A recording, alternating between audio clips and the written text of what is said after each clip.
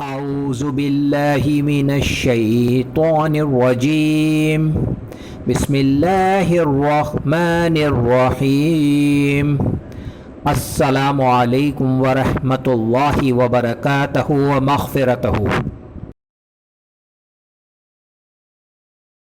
ابو ہریرہ حدیث کے سب سے بڑے راوی، سلطان الحدیث اور سرخیل اصحاب صفا کہلاتے ہیں۔ نام و نسب: عبد الرحمن بن صخر نام، ابو ہریرہ کنیت، سلسلہ نسب یہ ہے: عمیر بن عامر بن ابزی الشرا بن طریف بن غیاث بن لہنیہ بن سعد بن سلبہ بن سلیم بن فہم بن غنم بن دوس۔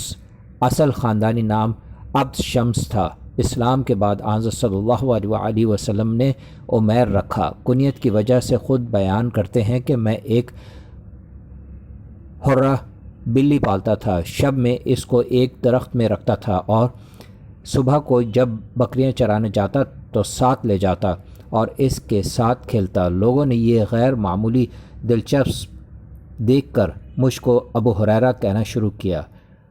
دوس کا قبیلہ یمن میں آباد تھا۔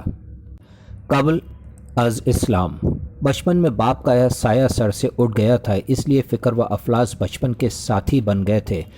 بصرہ بنت غزوان کے پاس محض روٹی کپڑے پہ ملازم تھے اور خدمت پہ سپرد تھی کہ جب وہ کہیں جانے لگتے تو یہ پادہ ننگے پاؤں دوڑتے ہوئے اس کی سواری کے ساتھ چلیں۔ اتفاق سے بعد میں یہی عورت ان کے نکاح میں آ گئی۔ اسلام و ہجرت: ابو ہریرہ کے ایک اہم قبیلے طفیل بن عمر دوسی ہجرت عظمیٰ کے قبل مکہ ہی میں قرآن کے معجزانہ سحر سے محصور ہو چکے تھے اور قبول اسلام کے بعد اس کی تبلیغ کے لیے یمن لوٹ آئے۔ انہی کی کوششوں سے دوس میں اسلام پھیلا اور غزوہ خیبر کے زمانے میں یہ یمن کے اسی خاندانوں کو لے کر آن صلی اللہ علیہ وآلہ وسلم کی خدمت بابرکت میں مدینہ حاضر ہوئے، لیکن آپ اس وقت خیبر میں تشریف رکھتے تھے، اسی لیے یہ لوگ مدینہ سے خیبر پہنچے۔ اسی قبیلے کے ساتھ ابو ہریرہ بھی تھے اور راستے میں بڑے شوق و ولولے کے ساتھ شعر پڑھتے جاتے تھے۔ اسی ذوق و شوق کے ساتھ خیبر پہنچ کر حضرت صلی اللہ علیہ وسلم کے دست مبارک پر مشرف با اسلام ہوئے۔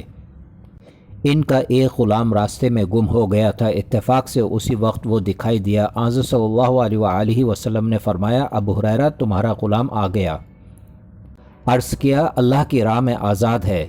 بیعت اسلام کے بعد دامن نبوی صلی اللہ علیہ وسلم سے اس طرح وابستہ ہوئے کہ مرتے دم تک ساتھ نہ چھوڑا۔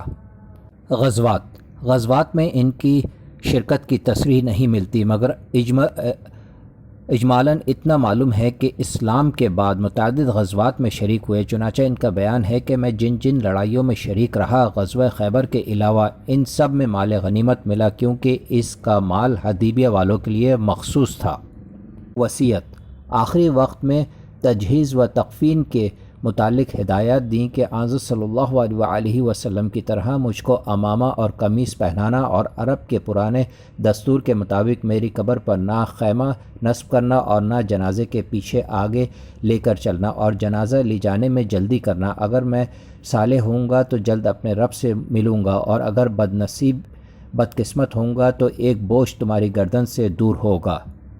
فضل و کمال: حضرت ابو ہریرہ وہ صحابہ میں ہیں جو علم حدیث کے اساتین سمجھے جاتے ہیں۔ آپ بلا اتفاق صحابہ اکرام کی جماعت میں سب سے بڑے حافظ حدیث تھے، اگرچہ حضرت عبداللہ بن عمر اور انس بن مالک بھی حفاظ میں ممتاز درجہ رکھتے تھے، لیکن حضرت ابو ہریرہ کی کثرت روایات میں ان پر بھی تفوق حاصل تھا۔ حضرت صلی اللہ علیہ وسلم فرماتے تھے کہ ابو ہریرہ کا علم ظرف ہے۔